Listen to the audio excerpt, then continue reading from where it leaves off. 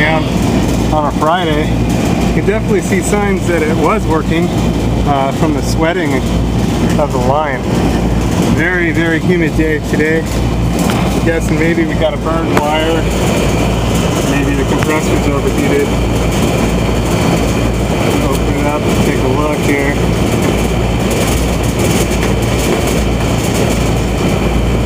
Of course, Friday at the end of the day. Wow. Hear the thunder?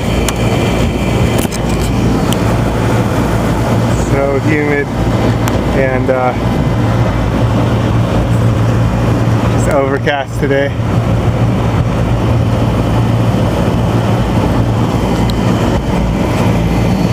No lightning yet. Look out.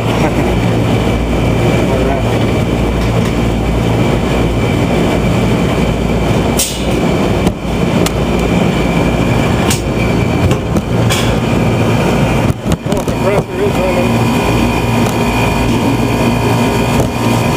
That's good. Oh, jeez. Looks like we're missing service caps. Compressor's warm, so also looks like we got a capacitor that's just been kind of secured to the, nope, not even at all, dangling capacitor. So I'll grab some cable ties, some refrigerant, some caps. It looks like it might have been leaking here in the Schrader cap. I'm gonna go ahead and pull the disconnect so I can secure things up here. This capacitor's loose itself, so I'm gonna secure that, mount that in there.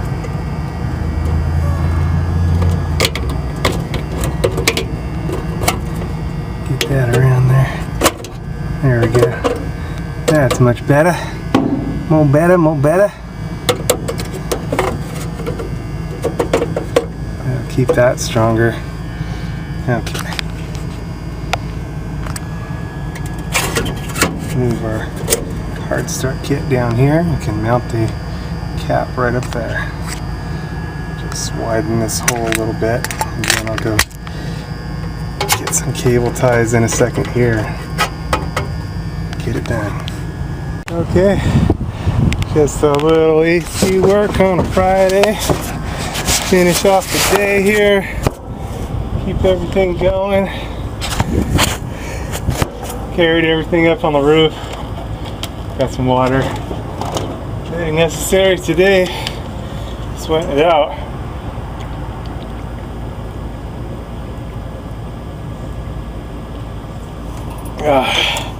Keep a maintenance man alive. Tell you what. Alright. Put some cold water on the compressor just to make sure we're not overheated. It looks like a pretty new compressor here. They did not install service caps, which they should have, so I suspect that's where we've had our freon leak, just from vibration and letting a little bit out. It's really not very, very low, but it's so humid today. It's just enough. So, get my gauges going here. And brought some new service valve caps. Gonna secure that capacitor better, so I brought some military grade cable strapping. This stuff's sun resistant to the ultraviolet rays. So just going to be a matter of grabbing it there.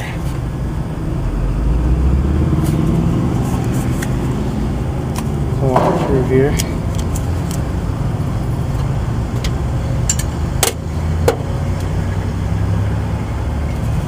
I've already discharged the capacitor. The only place we have a tiny bit of power is from a low voltage for the contactor. 24 volts from the thermostat.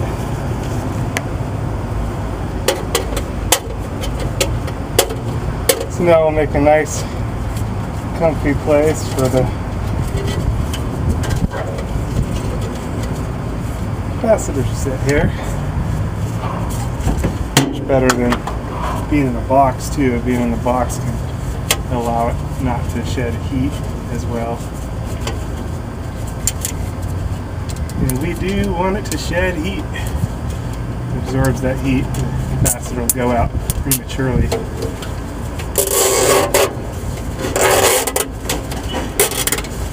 Anyway, just some of the things you'll come across if you're working on air conditions for very long. You can find all kinds of stuff out there.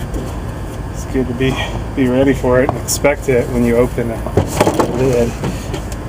Everything's not going to always be pristine clean.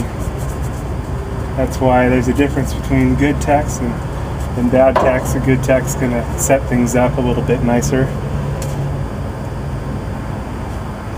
And even some of the other techs maybe not be perfect according to some people's standards, but there's always making things better. Just things that you could do to make things better. Like securing, dangling capacitors and positioning things in a way that they're not touching, not going to touch each other, arc out, and making things safer for the next guy.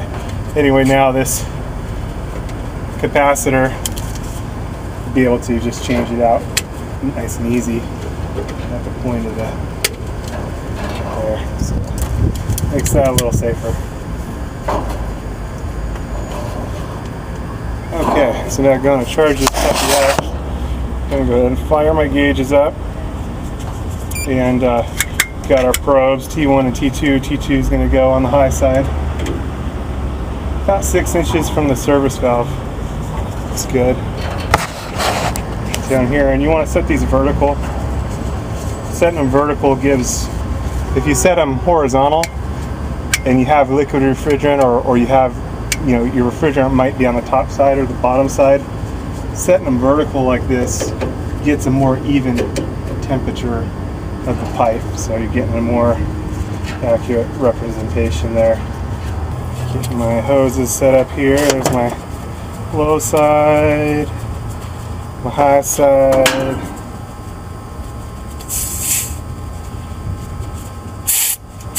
Wow, that's refrigerant trapped in the line. That's not good.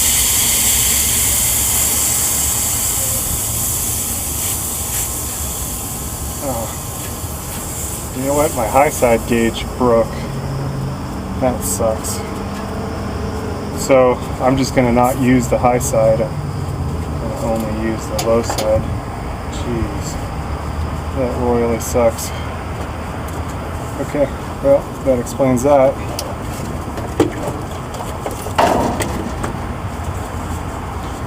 Okay, so we're going to hook up low side only then, and make sure our low side is off here.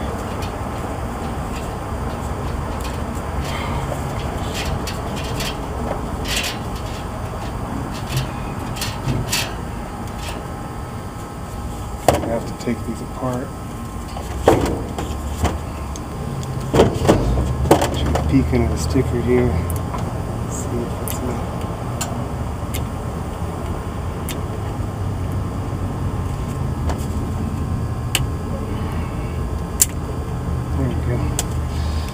screw here. Brand new gauges, and these are some spendy gauges too, so this is not good. Let's see what's going on here. Okay, so I may need to just replace the valve on this deal. I'm going to lose my handle at first, so I'm going to see what's going on here. Oh, there we go.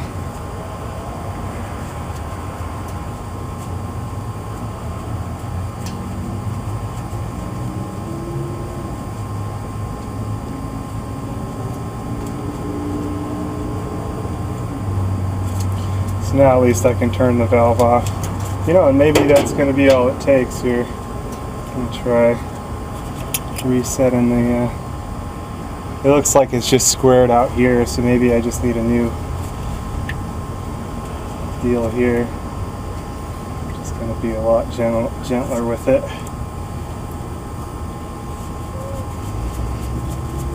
And avoid opening this one all the way if I do need to open it. And I only need to open it when I go to purge, but anyway, that's repairing that. So I might need a new handle here because this thing bottoms out. Okay, anyway, we're off there. Back to the task at hand. I'm not sure if you were able to see that. Okay, so we're going to hook up our lines down below. Here goes the low side.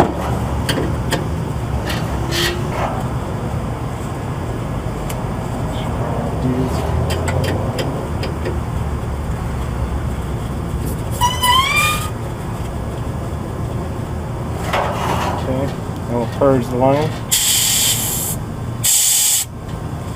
That's good. And the high side.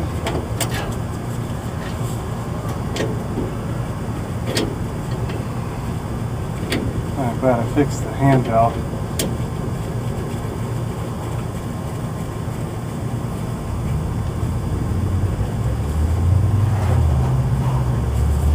Okay, now purge the high side.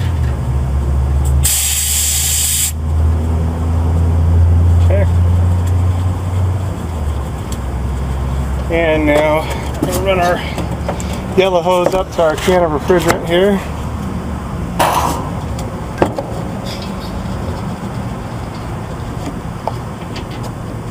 That.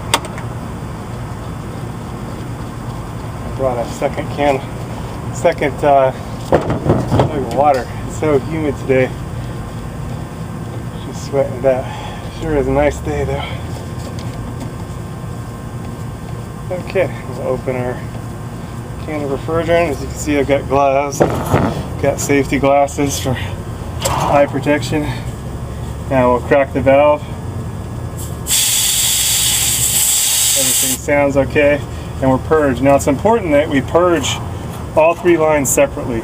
The reason is, as we charge and we open the low side, which I'm going to do now, and you'll hear it. Well, you won't hear it so much because the pressure is pretty close. This one's not super low on refrigerant. Anyway, if we didn't purge this middle line, there would be air trapped in the hose, a little bit of air, maybe so much. You can see nothing. It's really important that we purge each of the hoses individually. And I'll explain why here. Okay. What happens is when you first hook up your hoses, if there's air trapped in the line here, it'll be on this side as you hook up your hose. So you'll open your can of refrigerant, the refrigerant will press in the line, and there might be a column of air, you know, maybe that much or whatever there is, air, even if it's only a little bubble, okay? When you hook up your low side, same thing, refrigerant comes through the line, comes up here, but it comes up against this air, which is a non-condensable, I mean, you can't condense it. And if you didn't purge it from both sides, from all three sides, same with the high side, you hook up the high side line, refrigerant presses through the line, presses the air up against the side, so important to purge it. Okay, if you didn't, let's say you had the air bubble on this side because you hooked up your refrigerant. As soon as you open the line to charge it, that air bubble, the refrigerant's going to push it, going to be sucked in, and it's going to bring that air bubble up and over through the line. On the high side, you're generally not opening your line when you're charging it. It's a closed, sealed loop here. It's just sealed off here. But when you're finished charging, you're going to want to recover and drag that refrigerant back over to the other side. Again, if you're leaving that bubble of air there, when you go to, you know, get that refrigerant, bring it over into the low side and into your system, it's going to drag that bubble of air up and over in your system. The air, when it mixes with refrigerant, turns into an acid and it corrodes the system from the inside out. So we definitely don't want air in the system. Now we do have filter dryers here installed, and the filter dryer absorbs air, some air, but again, we want to avoid introducing air into the system. So enough yakking, time for me to get charge in here. And we have to plug the system in order for it to build up pressure and to get an accurate measurements, and also in order to draw the refrigerant in on the suction side. We're charging with vapor today. Let's get this going. So I'm plugging my disconnect back in. And fire it up. And I know I'm just a touch slow on the refrigerant, so I'm going to go ahead and start charging it. And I'm pretty sure I don't really have a leak because I think it was just that those valves were left capped off. You hear the refrigerant drawing in.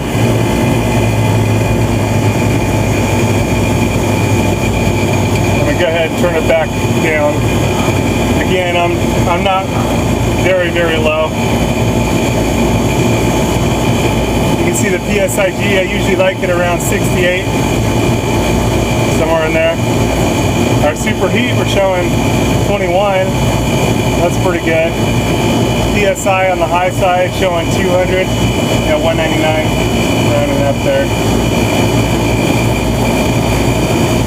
Again, I'd like to see our PSI be a bit higher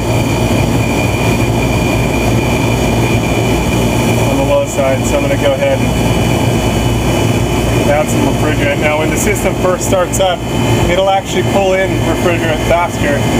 That suction side is balancing. The high side's a lot higher at that point, so it's able to charge faster right from the beginning.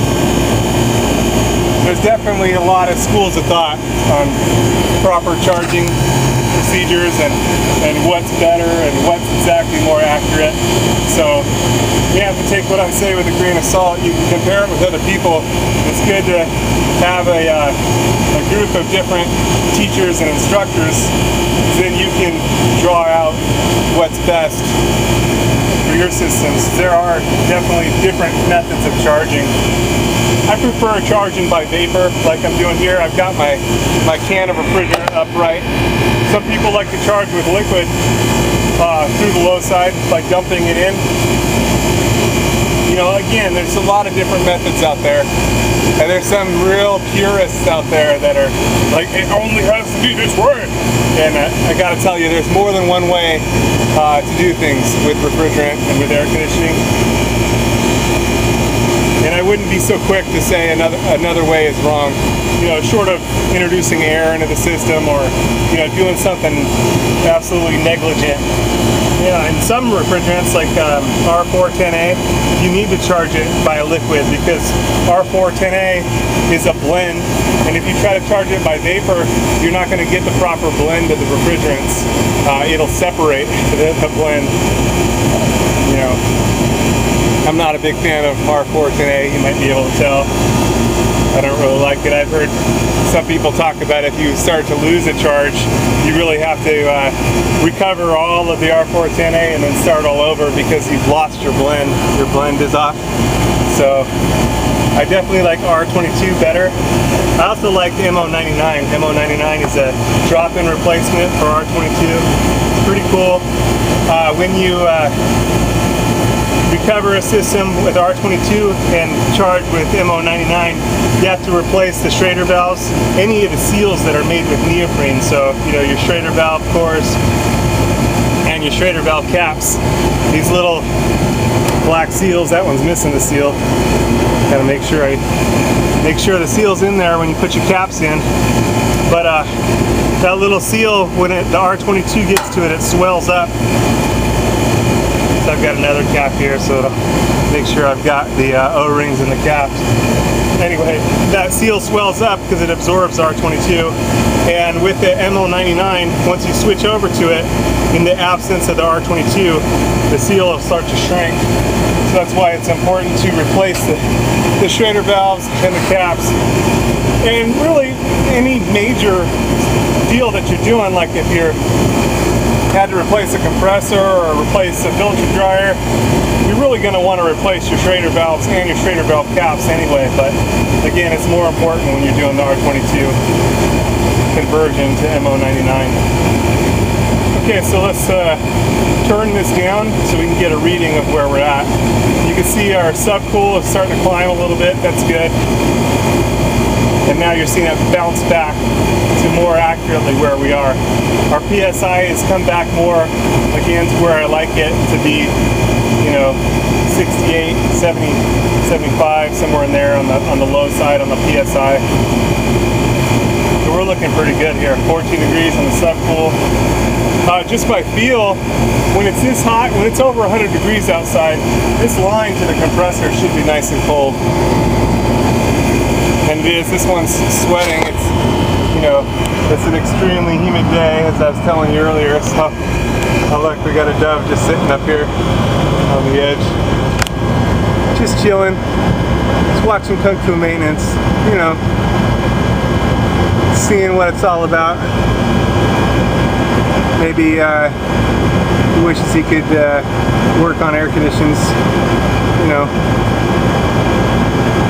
I'm tired of being a dove or a pigeon, whatever I am. I'm not sure what I am. Oh, a bird, darn it. Anyway, back to work. So, we're looking pretty good here. 72 PSI. I think I'm going to stop there. We're good. All that good. And I'll just monitor this over, you know, the next few months. Check back on it. Make sure we're not losing our charge. But I'm pretty sure it was just the lack of the caps being on there. So now, let me show you what we do with the high side refrigerant. What we do up top is turn off our refrigerant. And we can either leave the hose hooked up to our can, or we can hook it up onto the port here. So, but either way, so it's got a seal on it. On our high side, you want to wear gloves, and these are quick connects. You always want to use quick connects when you're using refrigerant. It cuts off the flow at the hose right away, and makes it faster, helps prevent frostbite. Also important to wear gloves. Again, I might be repeating myself, but it's important here. Anyway, you pop it off and you'll hear it pop. Again, a good reason to wear your safety glasses also.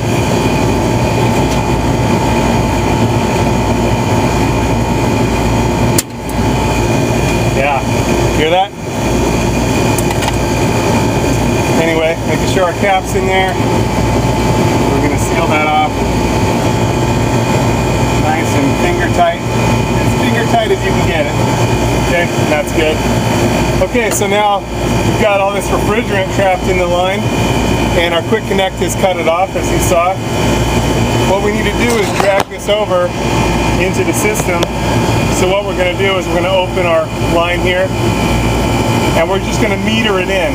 So it's letting the refrigerant come up and over and down into the low side. We'll listen to the compressor, and if it starts suffering at all, then we'll just close the line back off. Okay? And we'll just let it bleed over little by little. And I can even feel the refrigerant here. My finger, the line gets nice and cold as the refrigerant's being drawn over. And we'll watch for our PSI to equalize. Once that's showing equal,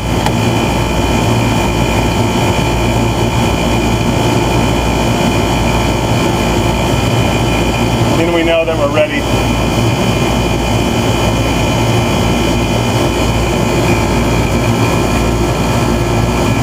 Oh, and you gotta open the low side also.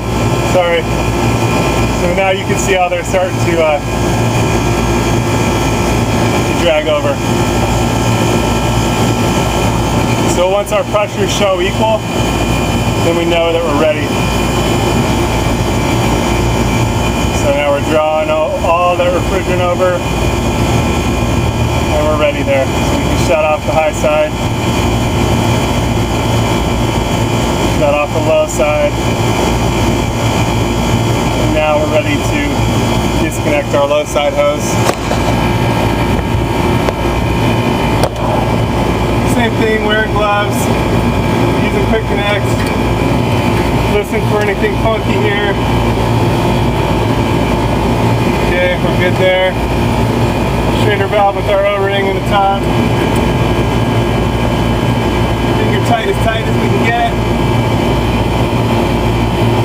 And if you have to use a tool, only go a quarter turn past tight. And a quarter turn is just a quarter turn. But you really don't need to use a tool. You can always check these with some soap bubbles or an electronic leak detector. Verify that they're not leaking. Okay, now we're going to want to attach our hose up top. Our can of refrigerant. Everything's off there. There we go. And down at the bottom, I'm going to avoid trapping any refrigerant in the lines. So we'll go ahead and let it on out. It's a de minimis release.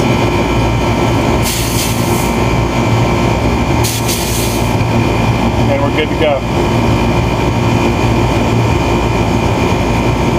And it looks like it might be time to calibrate my gauges, but these aren't completely off. So anyway, that little bit of a PSI, not a big deal. 0.1, I'm okay with that. That's all right. But every once in a while, you want to calibrate your gauges there.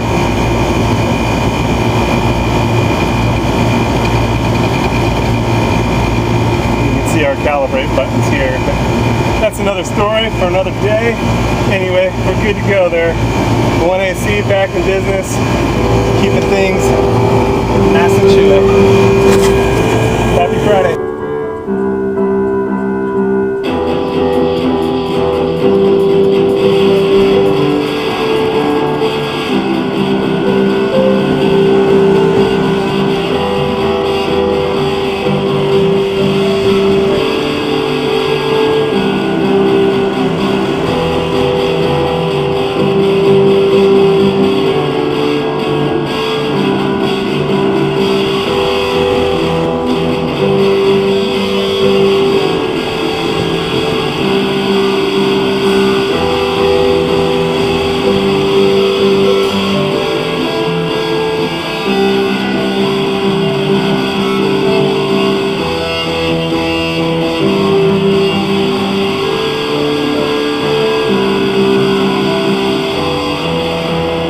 you.